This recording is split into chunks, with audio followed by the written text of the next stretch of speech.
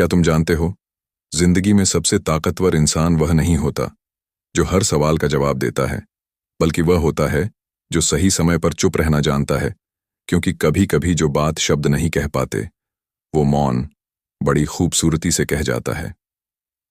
आचार्य चाणक्य कहते हैं, जहां शब्दों की कीमत खत्म हो जाए वहां मौन ही असली ज्ञान बन जाता है।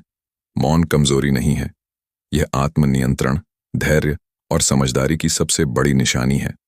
और आज की इस वीडियो में हम जानेंगे वह 12 जगह जहां अगर तुमने चुप रहना सीख लिया तो तुम्हारी जिंदगी पहले जैसी कभी नहीं रहेगी। एक, जब कोई तुम्हारी आलोचना करे, अगर कोई तुम्हारे काम, तुम्हारे स्वभाव या तुम्हारे इरादों पर उंगली उठाए तो तुरंत जवाब देने से पहले थोड़ा ठहरो।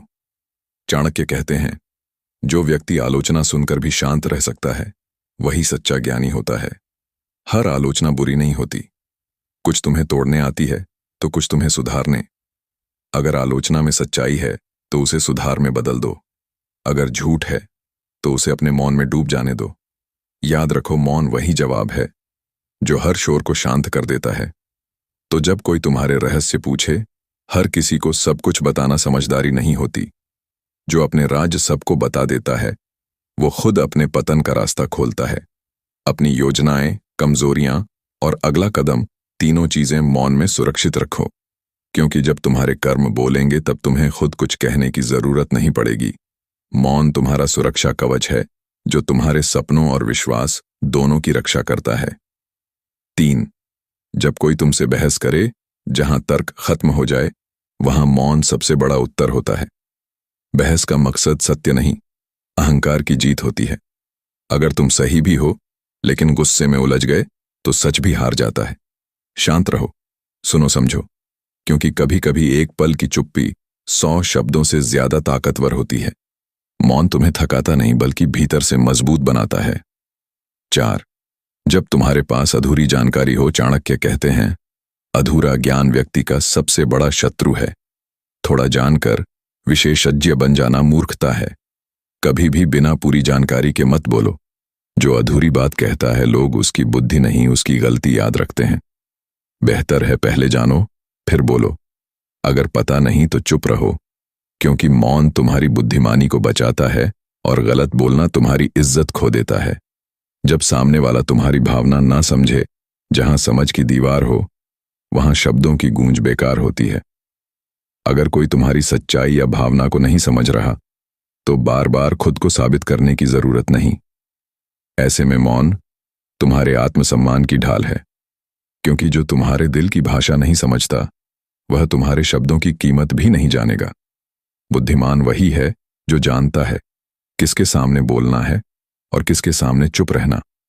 6, जब किसी बात से तुम्हारा कोई संबंध ना हो, चाणक्य कहते हैं, जहां तुम्हारा काम ना हो वहां तुम्हारा मौन ही तुम्हारी रक्षा है। हर विवाद, हर झगड़ा तुम्हारा नहीं होता। कभी कभी चुप रह जाना सबसे बड़ा समझदारी का कदम होता है। जो बिना वजह दूसरों के झगड़ों में बोलता है वह खुद मुसीबत को बुलाता है।